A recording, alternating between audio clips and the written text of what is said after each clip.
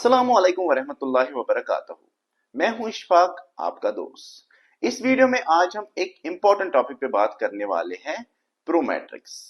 दोस्तों, प्रोमेट्रिक्स एक एग्जाम होता है नर्स और डॉक्टर के लिए। अगर वो सऊदी अरब किसी भी क्लिनिक या किसी भी हॉस्पिटल में जॉब करने के लिए आते हैं तो उन्हें ये एग्जाम को क्वालिफाई करना होता है, तो उन्हें लाइसेंस मिलती है, तो वो अपना जॉब हॉस्पिटल या क्लिनिक में कर सकते हैं। दोस्तों, अब सवाल यहाँ पे है कि प्रोमेट्रिक्स एग्जाम हमें इंडिया में देना है या सऊदी में देना है। दोस्तों, हम प्रोमेट्रिक्स एग्जाम को दोनों जगह दे सकते हैं और दोनों जगह क्वालिफाई कर सकते हैं। दोस्तों, अब हम यहाँ पे जानेंगे कि अगर हम सऊदी अरब में प्रोमेट्रिक्स एग्जाम को दे देंगे और हम क्वालिफाई नहीं कर पाते हैं तो कौन कौन से कॉन्सिक्वेंस हमें फेस करने पड़ेंगे। दोस्तों, अगर आप प्रोमेट्रिक्स एग्जाम को सऊदी में क्वालिफाई नहीं करते हैं, आप 3 बार मैक्सिमम प्रोमेट्रिक्स एग्जाम को ट्राई कर सकते हैं। अगर आप फेल होते हैं तो आपको कंपनी एग्जिट भेजती है और आपको टिकट का पैसा, या अगर कंपनी ने आपका इकामा रिन्यू किया है, मेडिकल इंश्योरेंस रिन्यू किया है, तो आपको ये सब पैसे कंपनी को देने पड़ते हैं, तब जाके आपको कंपनी एग्जिट भेज सकती है।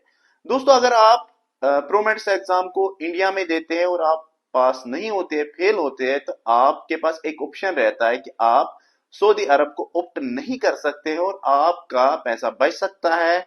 आपने जो सर्विस चार्ज एजेंट को दिया है वो भी बच सकता है, और जो भी खर्चा आपने किया है सऊदी जाने तक वो भी बच सकता है। और अगर आप यहाँ पे आते हैं सऊदी में और यहाँ पे आप एग्जाम देते हैं, आप क्वालिफाई नहीं कर पाते, आप फेल होते हैं एग्जाम में, तो आपको कंपनी घर बेचती है।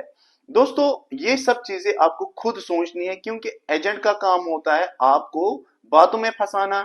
एजेंट आपको हमेशा बोलता है ये प्रोमेट्रिक्स एग्जाम इजी होता है, आप सऊदी में इसको क्वालिफाई कर सकते हैं और इंडिया में कोई भी ऑप्शन नहीं है, आप प्रोमेट्रिक्स एग्जाम को यहां भी दे सकते हैं।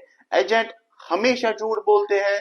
ये प्रोमेट्रिक्स एग्जाम आप इंडिया में भी क्वालिफाई कर सकते हैं। खुदा ना खास्ता अगर आप फेल होते हैं तो आपके पास एक ऑप्शन रहता है कि आपके पैसे बच सकते हैं।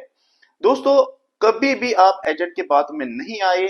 एजेंट का काम होता है आपसे पैसा लेना। आगे आपके साथ क्या होता है, कौन से मुश्किलात आपके साथ आते हैं जब आप सऊदी में आते हैं, आपके साथ कोई अनहोनी होती है, आपका प्रोमेट्रिक्स एग्जाम क्वालिफाई नहीं होता, या कोई भी इश्यू आपके साथ आता है, कंपनी बंद होती है या हॉस्पिटल बंद होता है, तो आपको एजेंट कभी भी रेस्पॉन्स नहीं देता है, क्योंकि जो कश्मीर का एजेंट होता है उनकी पहुंच खाली मुंबई तक ही होती है।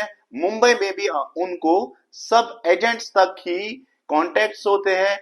जब भी आपके पास कोई इश्यू आ जाता है तो एजेंट आपको कभी भी रेस्पॉन्ड नहीं करता है। हमेशा यही कहता है कि कल हो जाएगा, परसों हो जाएगा, उस दिन हो जाएगा, इस दिन हो जाएगा। आखिर में आप घर से पैसा मंगवाते हैं और वो कंपनी को देते हैं, फिर जाके आप एग्जिट जा सकते हैं। दोस्तों, हमारा काम है आपको अवेयरनेस देना, क्योंकि हम यहाँ पर पिछले 13 साल से है, कोई भी इंफॉर्मेशन हमें मिलती है हम आप तक पहुंचाने की कोशिश करते हैं। दोस्तों, ये इंफॉर्मेशन मैंने आपको इसलिए दी है क्योंकि 3 बहनों ने मुझे 4-5 दिन पहले कॉल किया है, उनके साथ ये वाक़ा पेश आया है।